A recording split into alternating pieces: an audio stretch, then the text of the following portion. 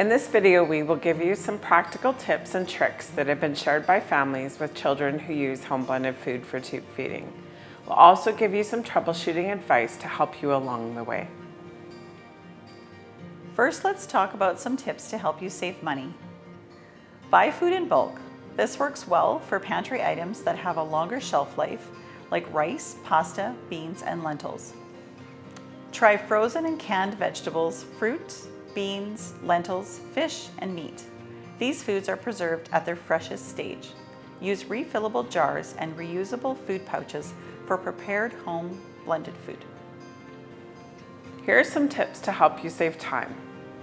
Batch cook to make a week of recipes or meals and freeze in jars or pouches. Use a slow cooker or pressure cooker to prepare large amounts of meat, grains, or legumes.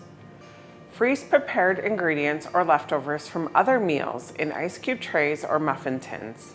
Once frozen, pop them out and put them in a freezer bag or container with a lid.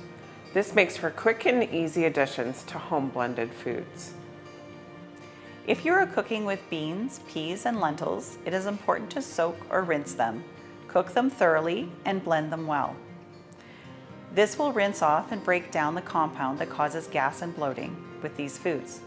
Discard the soaking and cooking water. If using canned beans, peas, and lentils, drain and rinse them thoroughly. Cook meats using high moisture techniques.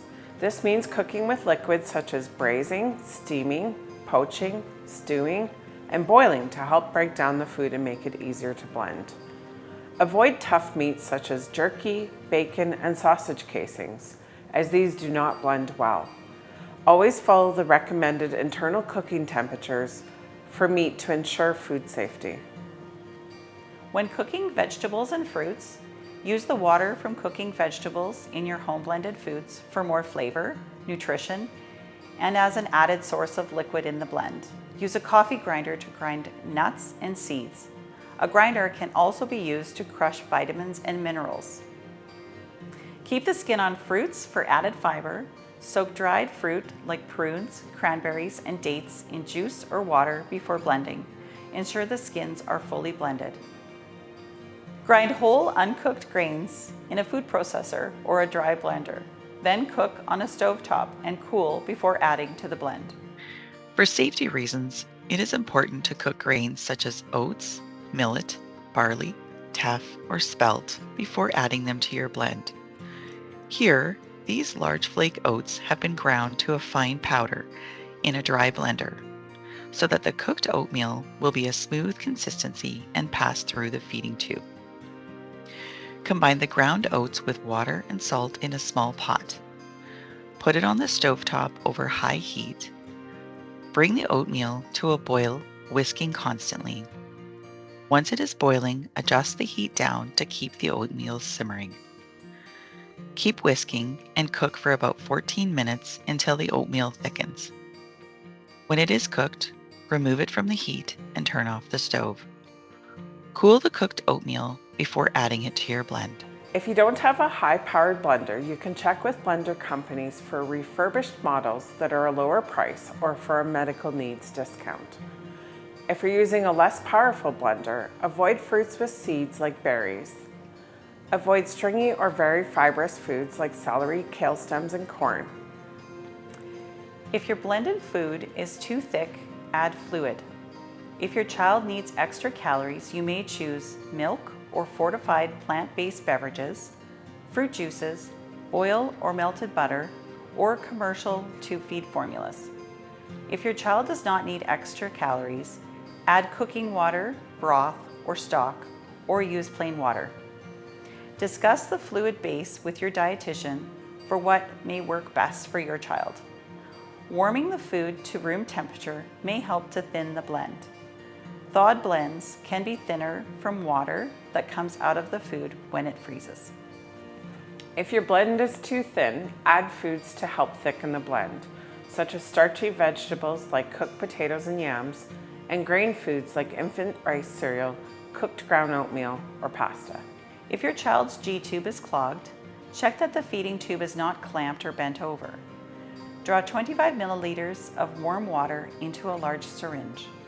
Attach the syringe to the feeding tube. Gently push and pull on the syringe plunger. Do not force water into the tube.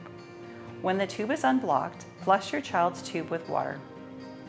If your child's tube is still blocked, gently massage the tube using your fingers.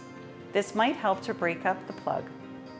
Try to flush the tube again using the large syringe. Do not force water into the tube. If your child's G-tube will not unblock, go to your local health facility. The tube may need to be removed and a new one put in. Be careful to never probe inside of a tube to try to clear a blockage. This will cause damage to the tube and it could hurt your child. What does it mean if your child is retching and gagging? Retching and gagging may be caused by the formula or blend being delivered too quickly by G-tube, or if your child's stomach is too full. You can try starting the meal more slowly, then gradually increase the speed as your child can tolerate this change. Venting or burping the G-tube before or during the bolus meal can also help to relieve some gas buildup. If your child vomits, stop mealtime and allow a break. Your child may benefit from smaller, more frequent meals throughout the day.